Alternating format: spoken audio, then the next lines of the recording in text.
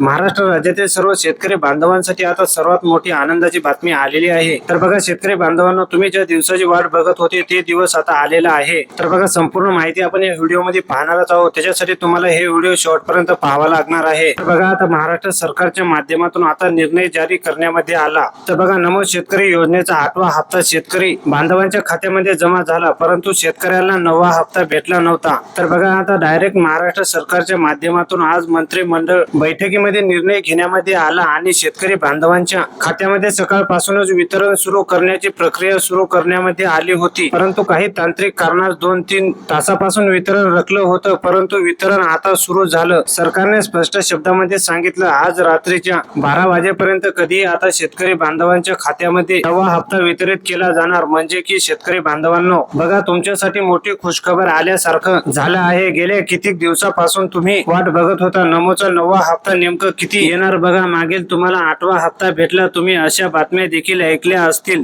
की 9वा हप्ता पण एकत्रित सोबत येणार, परंतु बघा सरकारच्या माध्यमातून फक्त 8वा हप्ता वितरित झाला, 9वा हप्ता भेटला नाही। मग 9वा हप्ता भेटला नाही याचे कारण देखील आता सरकारच्या माध्यमातून सांगण्यामध्ये आलं। बघा शेतकरी बांधवांनो, राज्यातील शेतकऱ्यांसाठी नमो शेतकरी महासन्मान निधी योजनेबाबत एक अत्यंत आनंदाची बातमी आता सरकारने दिली। तर बघा शेतकरी बांधवांनो, तुमच्यासाठी हे खूपच आनंदाची बातमी असणार आहे। त्याच्यासाठी तुम्ही हे व्हिडिओ न स्किप करता शेवटपर्यंत नक्कीच पहा, जेणेकरून तुम्हाला संपूर्ण माहिती या व्हिडिओ मध्ये पाहायला मिळेल। तर बघा शेतकरी बांधवांच्या खात्यामध्ये आता 2000 रुपये हप्ता जमा होणार। तांत्रिक कारणामुळे नमो शेतकरी योजनेचा 9वा हप्ता जो रखला होता त्याचा वाटप आता प्रशासकीय स्तरावर सुरुवात झाली असून सरकारने आता याद्या लावल्या आहेत। आणि शेतकरी बांधवांनो लक्षामध्ये घ्या, आज संपूर्ण महाराष्ट्रामध्ये वितरण अजिबात होणार नाही। तुम्ही बरोबर ऐकलं, फक्त 18 जिल्ह्यामध्ये वितरण करण्यामध्ये येणार। बघा ज्या 18 जिल्ह्यामध्ये वितरण होणार त्या 18 जिल्ह्याची यादी सरकारच्या माध्यमातून बँकांना आता सोपवण्यामध्ये आली आहे। मग या 18 जिल्ह्याच्या यादीमध्ये तुमचं नाव येत आहे का नाही तुम्ही आता चेक करून घ्यायचं आहे। बघा या प्रक्रियेमध्ये सरकारने सर्वात प्रथम क्रमांकाचा जिल्हा सांगितला आहे, तो म्हणजे की यवतमाळ आणि वर्धा जिल्ह्यातील पात्र शेतकऱ्यांचा समावेश करण्यात आला असून नमो शेतकरी योजनेचा 9वा हप्ता आणि रखलेला हप्ता एकत्र येण्याची शक्यता निर्माण झाली आहे। राज्य सरकारच्या माध्यमातून या निधीसाठी 7400 कोटी रुपयांचा विशेष निधी मंजूर करण्यात आला असून येत्या काही तासातच या भागातील पात्र शेतकऱ्यांच्या बँक खात्यावर साबाची रक्कम जमा होणार आहे। जर तुम्हाला नमोचा 8वा हप्ता भेटला असेल तर अशा शेतकरी बांधवांना आज 2000 रुपये